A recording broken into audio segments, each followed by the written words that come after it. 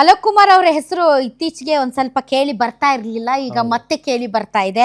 ಖಡಕ್ IPS officer ಜೈಲಿನಲ್ಲಿ ಏನಾದ್ರೂ ಸುಧಾರಣೆ ತರಬೇಕಂದ್ರೆ ಅದಕ್ಕೆ ಅಲೋಕ್ ಕುಮಾರ್ ಅವರೇ ಬೇಕು ಅಂತಾನೂ ಕೂಡ ಹೇಳಲಾಗ್ತಾ ಇತ್ತು. ಸರ್ಕಾರದ ವಿರುದ್ಧ ಫೈಟ್ ಮಾಡಿ ಮುಂಬಡ್ತಿ ಪಡೆದು ಈಗ ಬಂದಿದ್ದಾರೆ. 2019ರಲ್ಲಿ ತಮ್ಗೆ ಗೊತ್ತಿರಬಹುದು, ಫೋನ್ ಟ್ಯಾಪಿಂಗ್ ಪ್ರಕರಣಕ್ಕೆ ಸಂಬಂಧಪಟ್ಟಂತೆ ಅವರ ವಿರುದ್ಧ ಒಂದು ಇದು ತನಿಖೆ ಆದೇಶವನ್ನ ಮಾಡಿತ್ತು, ಇಲಾಖಾ ತನಿಖೆ. ಅದನ್ನ ರಾಜ್ಯ ಸರ್ಕಾರ ಆದೇಶಿಸಿದ್ದ ಇಲಾಖಾ ತನಿಖೆಯನ್ನ ಆಡಳಿತಾತ್ಮಕ ನ್ಯಾಯಮಂಡಳಿ ರದ್ದುಗೊಳಿಸಿದೆ. ಈಗ ಅವರು ಕಾರಾಗೃಹ ಇಲಾಖೆಯ ನೂತನ DGP ಆಗಿ ಬಂದಿದ್ದಾರೆ. ಮೊದಲ ದಿನಾನೇ ಟೆರರ್ ತರ ಪರಪ್ಪನ ಅಗ್ರಹಾರಕ್ಕೆ ಹೋಗಿ ಅಧಿಕಾರಿಗಳಿಗೆ ಫುಲ್ ವಾರ್ನಿಂಗ್ ಇಶ್ಯೂ ಮಾಡಿ ಬಂದಿದ್ದಾರೆ. 15 ದಿನದಲ್ಲಿ ಎಲ್ಲ ಸರಿ ಮಾಡ್ಬೇಕು ಹೇಳ್ತಾ ಇದ್ದೀನಿ ಅಂತ. ಸೆಕೆಂಡ್ ವಿಸಿಟ್ ಅಲ್ಲಿ ಬಹಳಷ್ಟು ಬದಲಾವಣೆ ಆಗಬಹುದು. ಈ ಮಧ್ಯೆ ದರ್ಶನ್ ಅವರನ್ನ ಕೂಡ ಮಾತಾಡಿಸಿದ್ದಾರೆ, ಏನಾದ್ರೂ ತೊಂದರೆ ಇದೆಯಾ ಅಂತ. ಅವ್ರೇನೋ ತೊಂದರೆ ಇಲ್ಲ ಅಂತ ಹೇಳಿದ್ದಾರಂತಪ್ಪ. ಹಾಗೆ ನೋಡಿದ್ರೆ ಅವ್ರು ಪದೇ ಪದೇ ತಮ್ಮ ವಕೀಲರ ಮೂಲಕ ನನ್ಗೆ ದಿಂಬಿಲ್ಲ, ಹಾಸಿಗೆ ಇಲ್ಲ, ಅದಿಲ್ಲ, ಇದಿಲ್ಲ, ಮತ್ತು ನನ್ಗೆ ಸಿಕ್ಕಾಪಟ್ಟೆ ತೊಂದರೆ ಆಗ್ತಾ ಇದೆ ಅಂತ ಹೇಳಿದ್ದರು.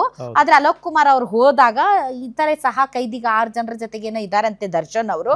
ಸೊ ಯಾವುದೇ ತೊಂದರೆ ಇಲ್ಲ ಅಂತ ಹೇಳಿದ್ದಾರಂತೆ. ಅಲೋಕ್ ಕುಮಾರ್ ಅವ್ರು ಹೋದ ಮೇಲೆ ಏನಾದ್ರೂ ಸುಧಾರಣೆ ಆದರೆ ಮತ್ತೆ ಅಲೋಕ್ ಕುಮಾರ್ ಅವರ ಹೆಸರು ಕರ್ನಾಟಕದ ಈ ಒಂದು ಜೈಲು ಸುಧಾರಣಾ ಇತಿಹಾಸದಲ್ಲಿ ಒಂದು ಅಚ್ಚಳಿಯದೆ ಉಳಿಯುತ್ತದೆ.